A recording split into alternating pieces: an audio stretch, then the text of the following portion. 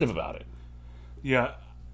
At that point, you got to think that the people that he works for, as far as airline security, have got to say, John, you've got to stop telling people to just do everything that like, we know that your wife died, man. But we can't just keep paying you hundreds of thousands of dollars to just get on a plane and be like, all right, everyone. I mean, that seminar could have not taken place in a mock airport. Yeah. That could have just taken place over Zoom, over Juno. You're right.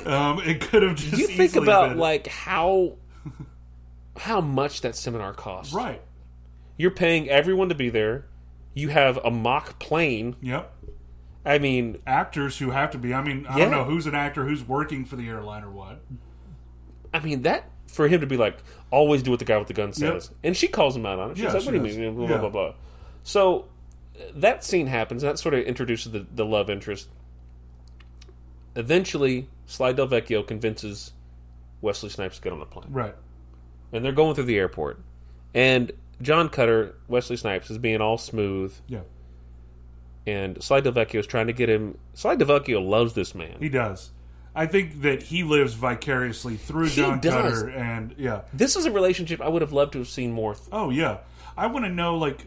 Does Sly ever say, like, is he married, or do we ever get... I don't think so, do we? He's obviously a friend of his, and he knew him when he was married to Linda, or whatever her name was. So, there's that aspect of it, but we don't get, like... I guess maybe they were cops together at some point? Could be, yeah. But, like, it's like you said, like, he has this... You know, he lives vicariously through him... But I see him as like someone who has a wife, and he's just like, "Oh, you got to tell me who you hooked up with." And that's because we see him act on that when he goes through security, right? Yeah, and so we get Cutter going through security, which this airport just looks like any other mall to me. I mean, at first it's just like 1992 airport security, man. And I mean, he goes through one pass, and the security guard needs to pat him down. Very attractive woman. Yeah, and she does so thoroughly. I mean, like we talked about in Long Kiss Goodnight, when Brian Cox mentions that men will not pat you down on the crotchal area, this lady takes a chunk. I mean, a fistful of John Cutter. Yeah. And she lets him know, like, she likes what's going on. And everyone sees it. Yeah, everyone Del Vecchio noticed it. Yeah. And as they walk away... DeVecchio's like, how do you do it? How do you do it, man? And obviously, Wesley Snipes is an attractive man in this movie. He's ripped. His skin looks incredible. I mean, he's gorgeous, but women seem to throw themselves. At least that's what Sly Del Vecchio says. Yeah. And Sly Del Vecchio's like, oh, you could have done that. Yeah, you could have done that. And he says this really weird line, which is like, as you have all this opportunity to sleep with all these different people, but you seem to try to stay to this life of celibacy, you would have made a great Republican. Right, yeah. I guess it's a shot. Yeah, that's just a little... I think, like, Tom Sizemore just wanted to throw that in there, probably. That was Dan Gordon being like, agenda. I'm taking the Republican Party down. So we eventually get on the plane. There's a really fun scene where... I guess it's fun. As a kid, I always thought it was cool because she's counting the seats. Right. 50s, and she never says 57. No, yeah. 56. And she realizes who it is because she's the same flight attendant from earlier. So she's like, oh. And then she goes 58. Yeah. And that was always a really nice touch. So we get to meet Charles Rain at this point. Yeah. And earlier in the movie, we do get to meet him. Yeah, and that's what I wanted to touch on, too. Because, you know, our initial introduction to Charles Rain is... him inside a doctor's office, plastic surgeon, and they're about to operate. So the thing is that Charles Rain has been getting these procedures so that he can elude FBI, everybody too. So I mean I get it. I'm not here to nitpick movies because we love these movies, but it's just like I don't understand. And we'll talk about like Snipes going to the carnival as well. It's just like.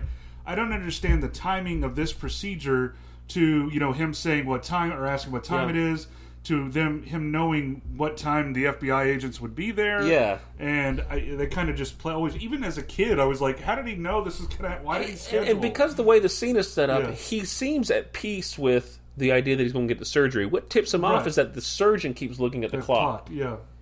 And then he's like, what time is it? I guess so it's like he doesn't... It seems that he wouldn't understand that maybe he knows they're coming, but it seems weird that he would know, they're coming in 30 seconds. Yeah, yeah. He would be like, oh shit, something's weird here. I'm going to kill this doctor and run. But he waits until 6. Right.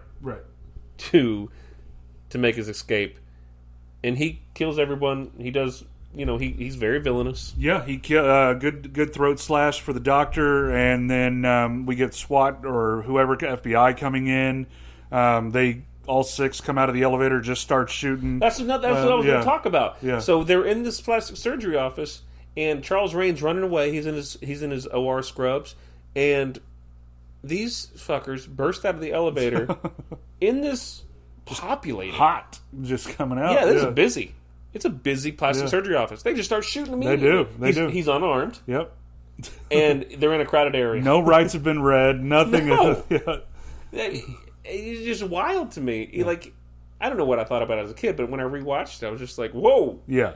And just crazy, but it ensues a long chase with Charles Rain. He ends up getting caught, and now cut back to where we are at with Cutter on the plane, and Charles Rain being escorted on as well to take this trip. Which apparently this is a surprise visit. Right. Yeah. Because the big thing is like, why would you let this man on this plane? Yeah. And everyone's like, we didn't know what was happening. The FBI just came in and took seats. Just took seats. Yep.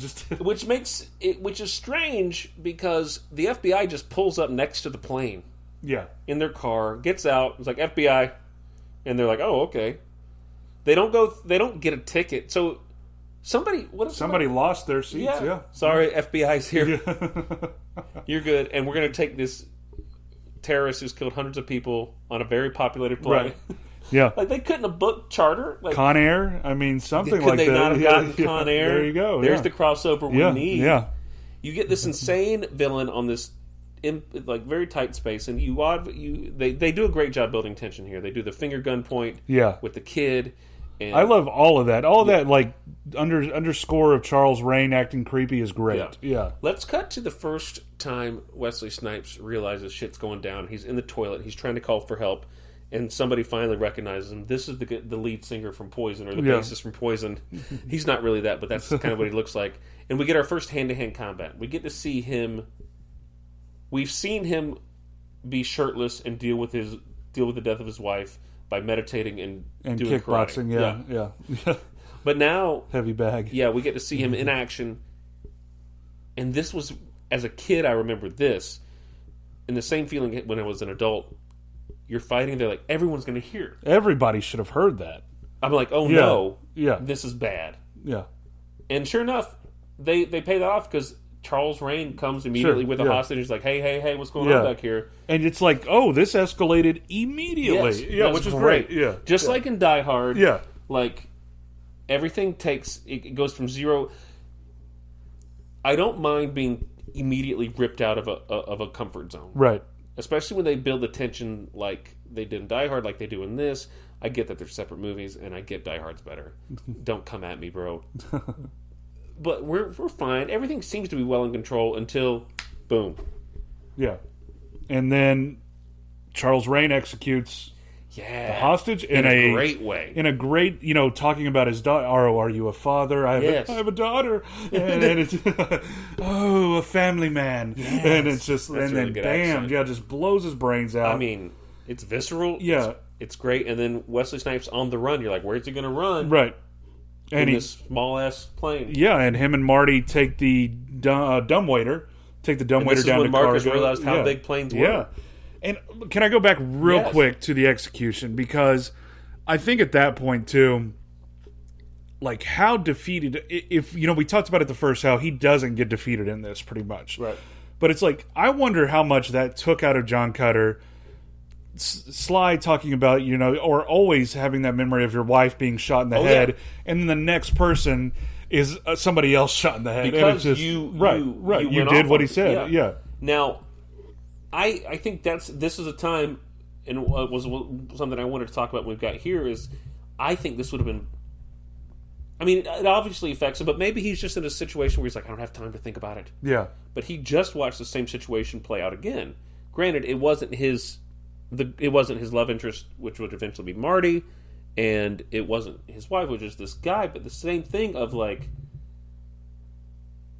It was the same situation. Sure. And yeah. I don't know. I would have liked to... Like, you know when John McClane is pulling the glass out of his feet? Right. And he's like, I'm probably going to die now. Yeah. And he calls up Reginald Val Johnson. He's like, hey, I need you to tell my wife something for me. That whole speech. Because it's like, yeah, everything you've done is fucked now. Yeah. You're gone. I don't know. It would have been great to see Wesley Snipes and Marty, like, get to a certain point, and Wesley Snipes is like, I can't do this, not again. Right. And Marty's like, get your shit together. Yeah. But it never happens. I think one of his next line is like, oh, are you sure you can do this? He goes, yeah, I'm the best. Yeah. It's just down in the cargo hold, yeah. And that's it, yeah. And I mean, and what ensues is a great first fight that we really get to see his skills in action. Yeah. It's close combat, so it's a lot of fun. It's very reminiscent of the Under Siege fight, the knife fight. Like the hands are always right. moving. Yeah. It is a knife, so it's like, and he's holding an ice pick style, which we know about now. Right. Yeah. It's really well done. So a lot of shit happens on the airplane, but eventually they have to land it, and this is where the movie takes a slow walk. Right. So we land the plane. And it gets kind of awkward. It does. It does. So now we have a lot of cooks in the kitchen on the ground. I mean, we have the police who are involved. We have FBI who's on their way. We have the old couple who runs the airport. We have a lot of wacky characters here. Yeah, and we have, Charles Rain knowing that he has to get back off, so he needs fuel on the plane. And it's one of those things to where, and help remind me. So I know that they, the hick cop who was I just saved a lot of lives. I just got them a fuel truck, so we just saved lives doing that. Blah blah blah, and then Charles Rain comes off because why was it again? Why did he come off the plane? Well, the whole thing is they're going to blow up the plane. Right. Or that was the idea. They were going to, because he was going to escape just off. Right, so they're getting all this shit done, and he sneaks off the plane with the passengers, and they're going to go to the carnival and that's right, steal a car and just drive away. Yeah. But apparently, the guy Charles Rains brings with him just can't steal a car. Yeah. He's like, oh no. And I wish Charles Rains would have killed him right there, but that was pretty incompetent. But the right when Wesley Snipes gets off the plane, he has done so much for so many people. He gets off the plane to be heroic. He jumps off of a moving airplane. He gets sort of pushed off. Yeah. And he gets immediately beaten by cops. Yep. Just like 5 or 6 cops. Just attack him, and it is uncomfortable and awkward. And then he goes to the... And they never touch on the idea that he's black. But the cop does say boy a lot. Yeah, he does. He never says it like... boy, listen to me. Yeah. It's always like around. It's like, right. Oh boy, if you don't like, yeah. It's really like this. It's edgy, placing the comma somewhere else and kind of keeping it. But I feel like they walk a fine line with it, but they do it well. I mean, and in the end, there's some common ground between the cop. So Wesley Snipes somehow knows that Charles Rain is running to the carnival. Yeah, I mean, again, we don't want to nitpick, but it's just like one of those to where Siskel and Ebert even bring it up in their review. It's like no one ever tells he doesn't Cutter see him run.